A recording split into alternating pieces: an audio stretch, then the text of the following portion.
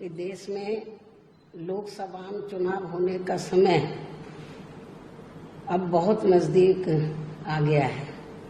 जिसके चलते सत्ताधारी गठबंधन व विपक्षी गठबंधन की अर्थात एनडीए व परिवर्तित किए गए यूपीए की बैठकों का भी काफी दौर चल रहा है। हालांकि इस मामले में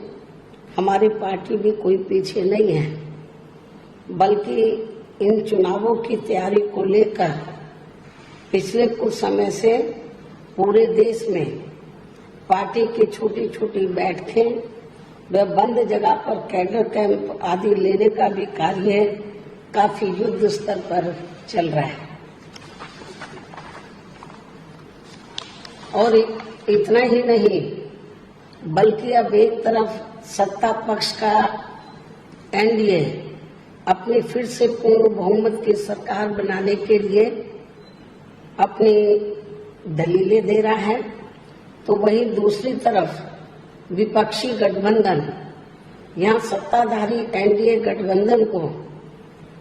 इस बार चुनाव में मात देने के लिए उनकी नीतियों व कार्यशैली आदि का काफी विरोध कर रहा है,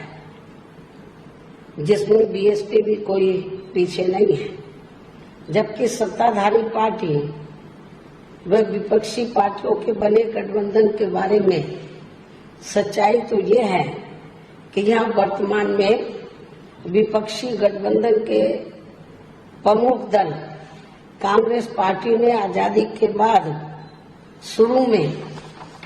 केंद्र व अधिकांश राज्यों में भी अपने लंबे अरसे तक रहे शासनकाल के दौरान अपनी हीन व जातिवादी एवं पूंजीवादी मानसिकता को त्याग कर यदि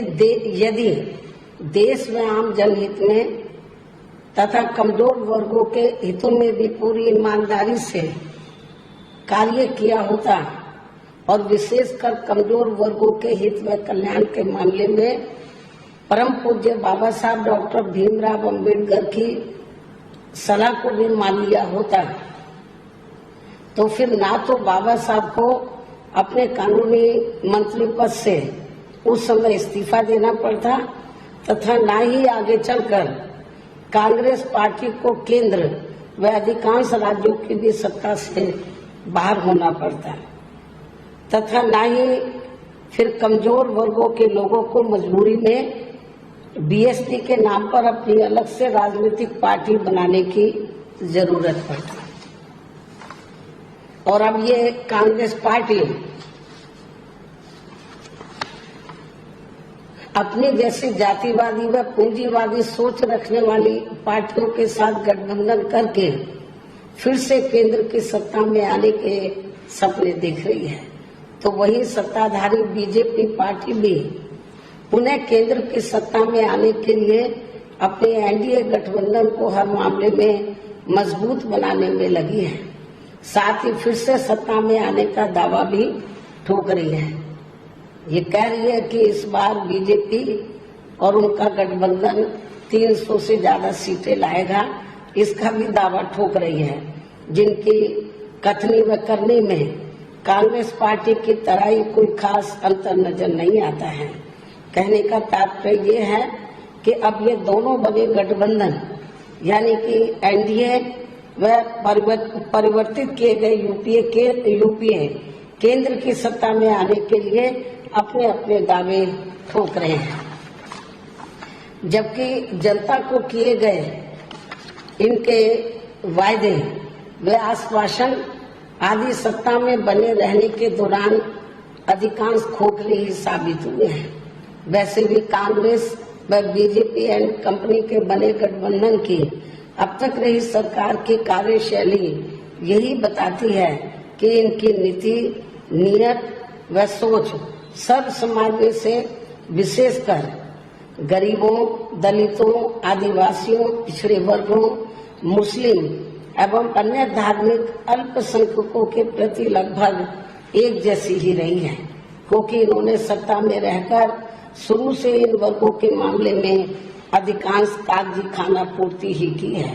तथा जमीनी हकीकत में इनके लिए कोई ठोस कार्य नहीं किए हैं। लेकिन जब ये लोग सत्ता से बाहर हो जाते हैं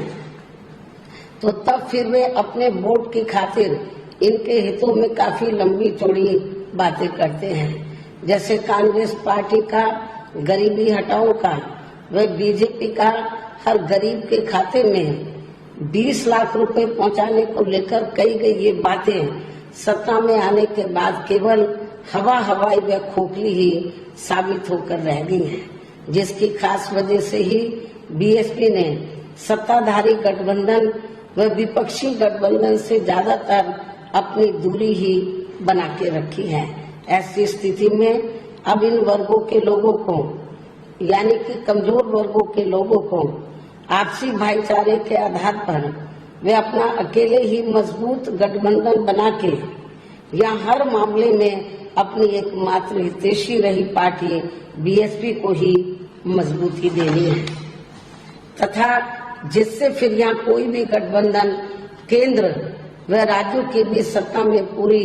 मजबूती के साथ आसीन न हो सके तथा इसके स्थान पर फिर इनकी मजबूत नहीं बल्कि मजबूर सरकार ही बनेगी। हमारी पार्टी का ये पूरा प्रयास होना चाहिए ताकि बीएसपी